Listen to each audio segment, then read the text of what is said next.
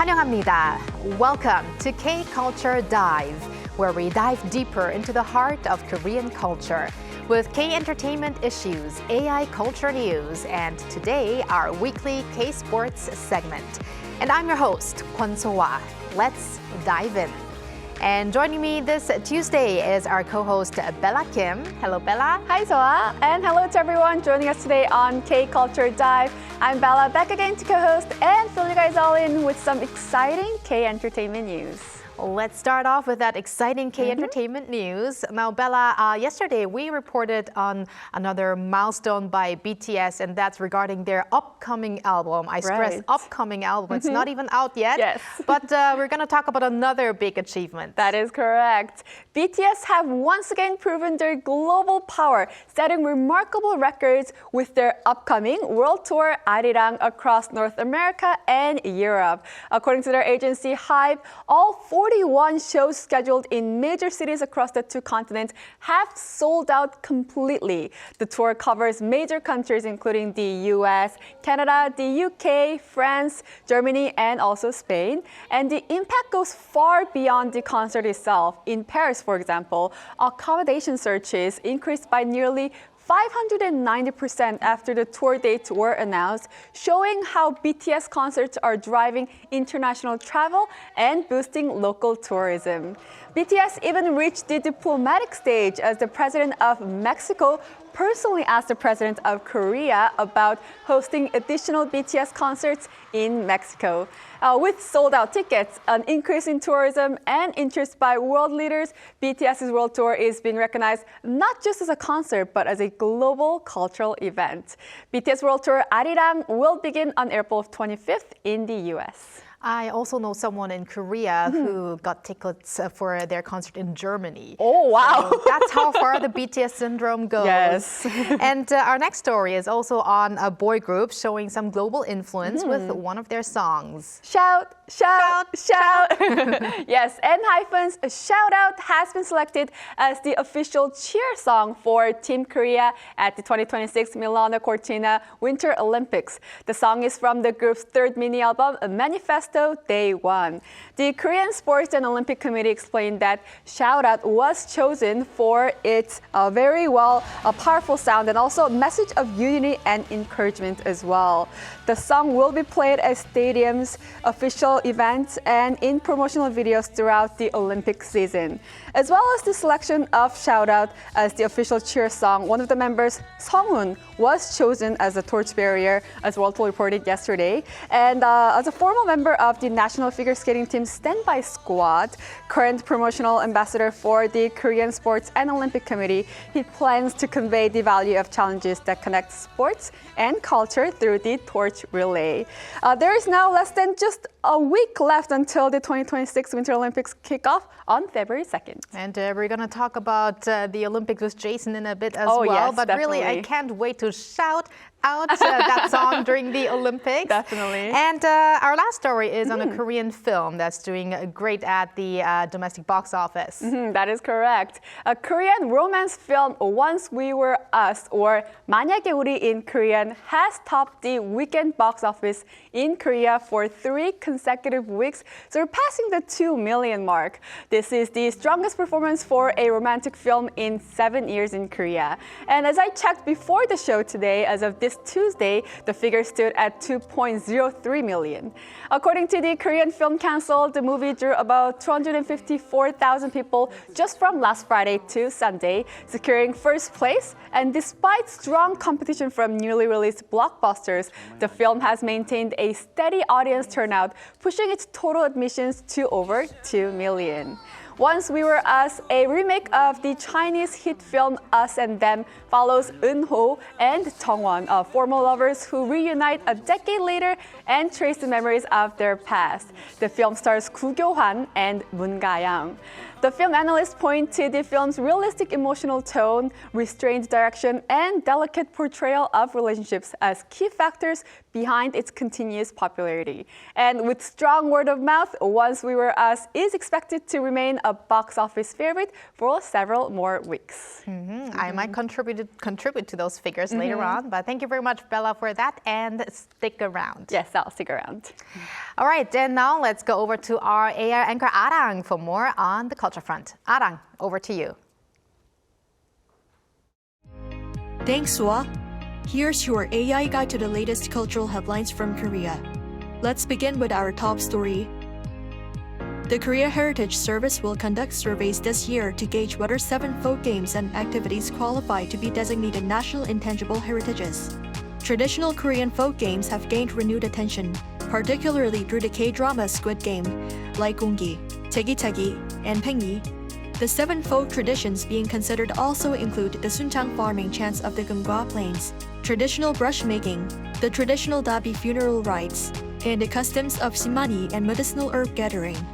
The Korea Heritage Agency said it will decide whether to grant designation after assessing factors such as the item's historical significance and also their value in the context of spreading Korean culture.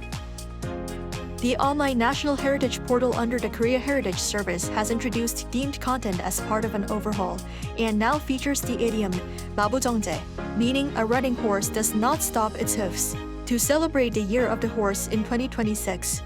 The National Research Institute of Cultural Heritage has fully reorganized its online archive portal to make the agency's vast accumulation of national heritage research achievements and digital materials more accessible for researchers and the public in an engaging format.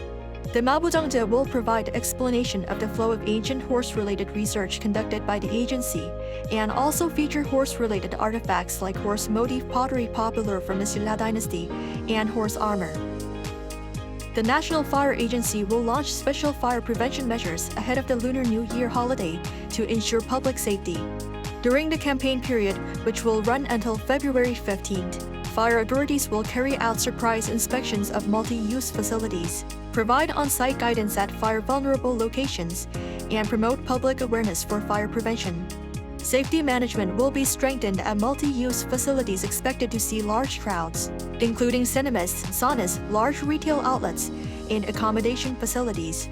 Particular vigilance is being urged as this year's Lunar New Year holiday could potentially last up to 9 days. That's all from me. Turning now to a quick look at more K-culture stories making headlines today.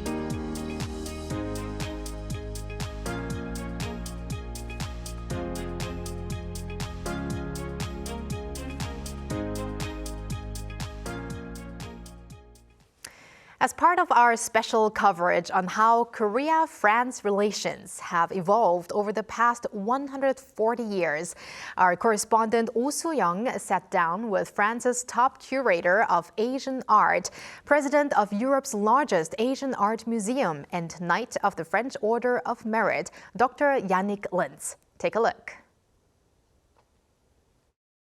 Thank you, Dr. Lintz, so much for making time for us today.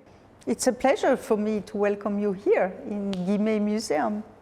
Musée Guimet is very well known for being the biggest museum in Europe, holding Korean art, Asian art. And well, first, could you introduce your Korean collection and why it matters as a reference point for Korean art in Europe?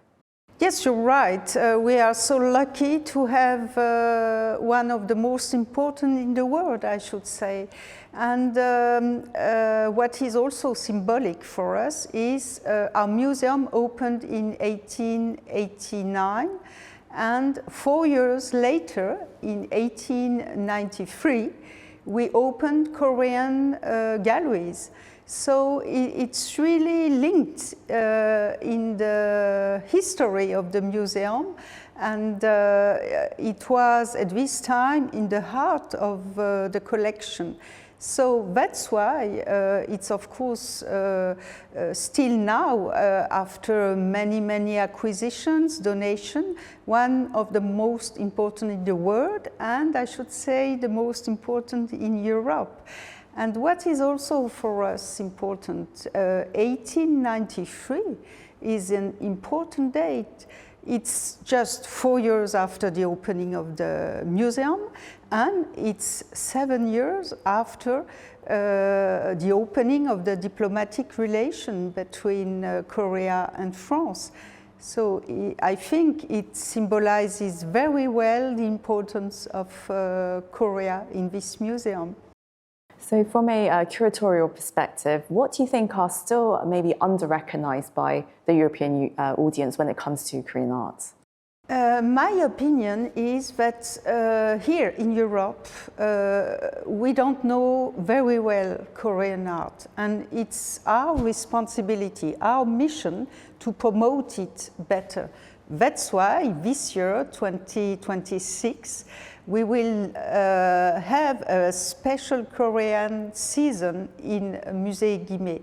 Because here, because of the relation with Japan, for instance, and what we call sometimes Orientalism during 19th century, people here know better Japanese art, for instance. They know a little about Chinese porcelain or Chinese calligraphy. But it's for them very difficult to understand the place of Korean arts in this area of Eastern Asia. So I will be happy if in 1 year, with all the visitors we are expecting here for this Korean season, that I can hear, now I understand what, and I see what is Korean art. You play a very important, very crucial role in promoting Korean art, of course, here in France. And would you say that the recognition has been growing by the year? Yes, I think, of course, everyone knows about the importance of the Hallyu movement, the K-pop, K-beauty. And we will have here, as the first exhibition of the Korean year in March, next March, a K-beauty exhibition. So I think to be able to be attractive for people to discover Korean art, I think it's interesting to enter in it by the present phenomenon of K-pop, K-beauty. And I think it's a good way to understand the past through the present. Finally, as we look forward into the year of 2026, the 140th year of Korea-France relations, what kind of meaningful developments do you hope to see as cultural institutions in particular expand cooperation? Of course, such a special celebration of the 140 years diplomatic relation between Korea and France has to be an opportunity to develop more relation and to build a fundamental project for the future. Of course, exhibitions, books, conference, but also for me what is important is to know better all Korean artists, musicians, performers, of course the Korean cinema. So at the end of 26, what I can tell you, it will not be the end of Korean events here in Guimet Museum.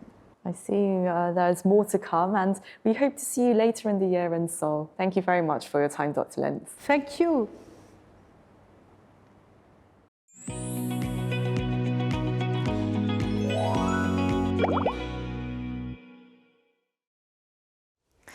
Time now to dive into the world of K-sports. And for that, we've got our sportscaster Jason Lee back in the studio. Good afternoon, Jason. Hi, Jason. Good afternoon. All right, so what happened in the past week in the world of K-sports? Oh gosh, there's been so much going on. Of course, Korea's under-23 team had a pair of games because they're in the semifinals of the AFC Championship.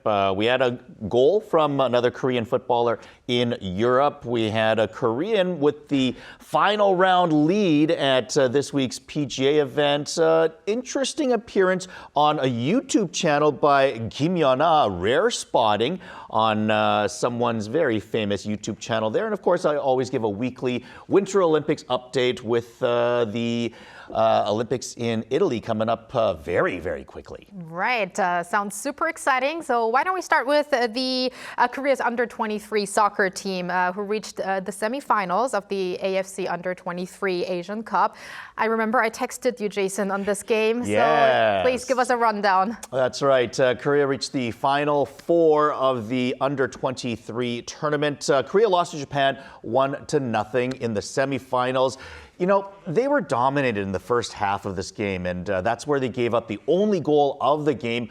Korean keeper Hong Sung-min made the initial save off the corner kick header, but the rebound was an easy tap in for the lead, unfortunately. Korea did have much more life in the second half, including a long drive by Jang Seok-hwan. That hit the crossbar. Also, Kang Sung-jin had a spectacular left-footed scissor shot from the penalty dot, but it was stopped by the Japanese keeper, so Korea would have to settle for a consolation final match. Unfortunate. A close game, 1-0 in the end against rivals Japan.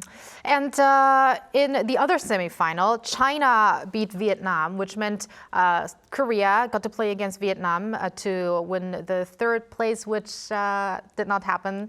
But we did have a Korean coach versus Korean coach in this game, so that was interesting. Yeah, that's right. A couple of Korean coaches going at it in the consolation final because of that. Kim Sang-sik coached Vietnam to the semifinals as well, but they were overmatched by China, who beat them 3-0 in the semis. So in the match for third, Vietnam, they scored the only goal of the first half, but then Kim Tae-won evened it up on a shot from just outside the middle of the box.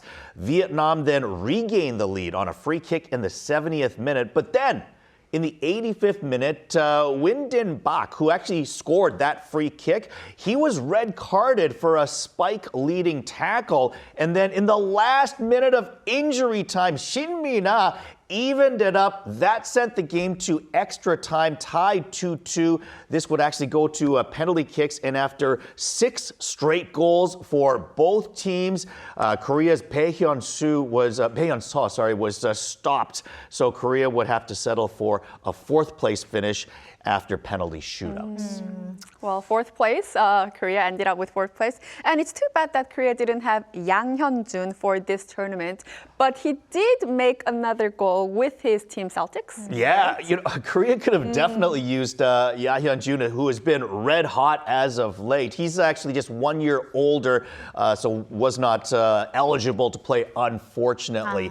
But yeah, this was his 4th goal of the season, and all 4 of these goals have come in his last 6 games. So yeah, red hot indeed that he has been. His goal was an easy tap-in on a pass from Thomas Kavankara in the 62nd minute. That gave Celtic a 2-1 lead against first place Hearts, but they would settle for a 2-2 draw in this one, which actually dropped Celtic down to 3rd place in the Scottish Premiership standings. Right. And now we're going to shift to golf, PGA. You mentioned Kim Si-woo had a 1-stroke lead going into the final rounds of PGA American Express. So what happened in the final round? Yeah, unfortunately, Kim Si-woo shot an even par 72 in the final round, which dropped him into a tie for 6th place, 5 strokes behind eventual winner Scottie Scheffler. I mean, when Scheffler's 1 stroke behind you going into the final round, that's unfortunate because he's been the top golfer on tour for a couple of years now.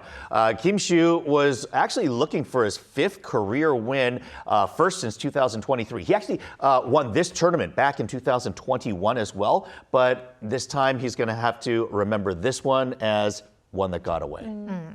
And now, Jason, we're going to talk about some retired athletes because these days it seems like the trend is if you retire from your sports, you become a media person. Yeah, it seems like it. Especially if you've got some personality, great personality. And it looks like Kim Yeon-kyung, she and volleyball superstar Kim Yeon-kyung and figure skater queen Kim Yeon-ah, they met for an interview. So who interviewed who, and yeah, what is this about? Talk talk about two of the biggest female athletes of all time in Korea. And, I think this interview was especially interesting because Kim Yeon-ah simply has not done many interviews since retiring after the Sochi Olympics in 2014, and certainly not many long format interviews like this one was.